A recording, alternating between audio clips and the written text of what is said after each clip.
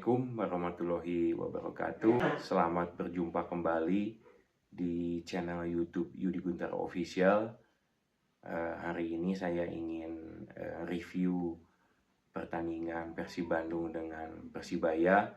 Tapi sebelumnya saya ingin menyampaikan selamat kepada tim Persib yang sudah pasti masuk di Championship Series di Liga Indonesia tahun 2024. Nah, pertandingan Persib Bandung dengan Persibaya tadi sepertinya kedua tim tidak menampilkan permainan yang agresif, begitu kan? Baik itu Persib sebagai tuan rumah maupun Persibaya sebagai tim tamu. Biasanya tim tuan rumah biasanya ngambil inisiatif penyerang dan bermain agresif. Tapi tadi Persib Bandung tidak menampilkan hal itu. Mungkin kalau menurut analisa saya sih ini sebuah tactical seorang Bojan Hodak untuk bisa bermain tidak mengambil inisiatif menyerang dan tidak bermain agresif, tetapi lebih mengedepankan kepada permainan dari kaki ke kaki dan bermain sabar. Dan itu hasilnya bisa terbukti di menit ke-42 kalau nggak salah. Babak pertama kerjasama Ciro dengan David da Silva bisa menghasilkan gol perdana, gol pertama yang dibuat oleh David da Silva. Sekali lagi bahwa ini mungkin taktikal yang diterapkan oleh seorang Bojan Hodak, bisa bermain sabar, dan di babak kedua pun seperti itu. Persib bisa menambah lagi 2 gol dan taktikal atau strategi pergantian pemain yang sangat tepat. 3 pemain langsung bisa dimasukkan, yaitu Beckham, kemudian Mark dan Ferdiansah, begitu kan. Kemudian ada rotasi beberapa pemain, termasuk Rahmat Irianto di kanan, Hen jadi di sebelah kiri di situ. Nah ini di babak kedua pun begitu gitu kan. Persib tidak memasang pemain wing ya penggantiannya, yaitu Beckham yang masuk, sehingga pemain tengah lebih banyak dan sekali-sekali Beckham ke sayap di situ, dan itu efektif, terbukti di babak kedua. Dan gol kedua pun Beckham memberikan assist kepada David da Silva melalui sundulan kepala yang membuat golnya yang kedua. Kemudian gol ketiga juga hasil dari kerjasama dan memanfaatkan kecepatan Ciro bisa melewati dari samping menusuk ke tengah. Dan sekali lagi bahwa Ciro tidak bermain secara individu, tetapi bisa bekerja sama dengan David da Silva, sehingga David da Silva bisa membuat gol yang ketiga. Ini yang mungkin sekali lagi strategi Bojan Hodak dalam pertandingan tadi lawan Persibaya. Yang pertama adalah Persib bermain sabar, kemudian yang keduanya adalah pergantian yang sangat efektif dengan kondisi tim Persibaya mendapatkan salah satu pemainnya mendapatkan kartu merah. Nah itu mungkin ulasan saya Persib lawan Persibaya.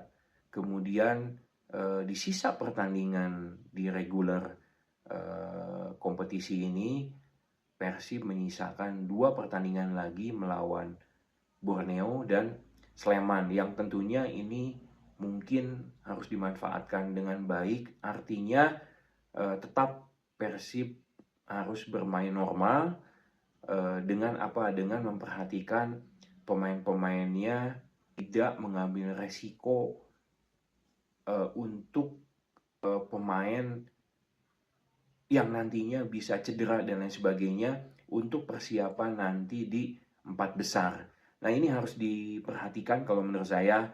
Mudah-mudahan Persib bisa tampil maksimal, dalam arti semua pemain siap di pertandingan 4 besar nanti gitu kan.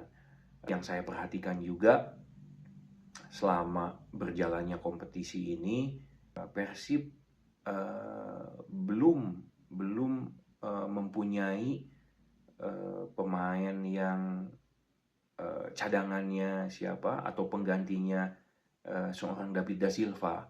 Apabila David da Silva tidak bisa bermain atau kena akumulasi kartu kuning, itu sangat-sangat kelihatan Persib tidak bisa memanfaatkan peluang-peluang yang ada gitu. Nah, mudah-mudahan sih ada beberapa pemain muda atau pemain-pemain yang lainnya bisa menggantikan, bisa memaksimalkan apabila David da Silva tidak bisa main gitu. Tapi saya harapkan mudah-mudahan sekali lagi semua pemain-pemain Persib bisa tampil nanti, terutama di 4 besar nanti, karena untuk menjadi juara Persib punya 2 hal yang harus dilewati. 2 hal yang dilewati itu memang cukup berat. Mungkin nanti bisa ketemu Bali United di semifinal, kemudian juga di finalnya kalau misalkan Persib mau juara, pasti ketemu Borneo gitu kan. Nah, ini yang perlu diperhatikan kalau menurut saya. Mudah-mudahan jarah atau pertemuan-pertemuan khususnya Persib dengan Bali United bisa terpecahkan pada saat di 4 besar nanti, yaitu Persib bisa memenangkan pertandingan gitu kan. Masalahnya di sini bukan motivasi yang jadi masalah kalau menurut saya. Bagaimana Bali United apabila bermain dengan Persib itu selalu bermain penuh motivasi gitu kan. Nah, itu yang harus diperhatikan. Saya yakin kalau misalnya pemain-pemain Persib atau tim Persib bisa motivasinya bisa lebih besar daripada Bali United, saya yakin Persib bisa mengatasi Bali United. Itu yang paling penting. Di 4 besar nanti, motivasi yang paling penting untuk bisa menjadi juara. Ya. Sekali lagi, mudah-mudahan Persib di tahun 2024 ini bisa menjadi juara.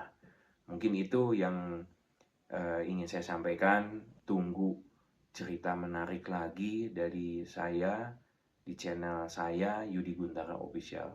Terima kasih. Wassalamualaikum warahmatullahi wabarakatuh.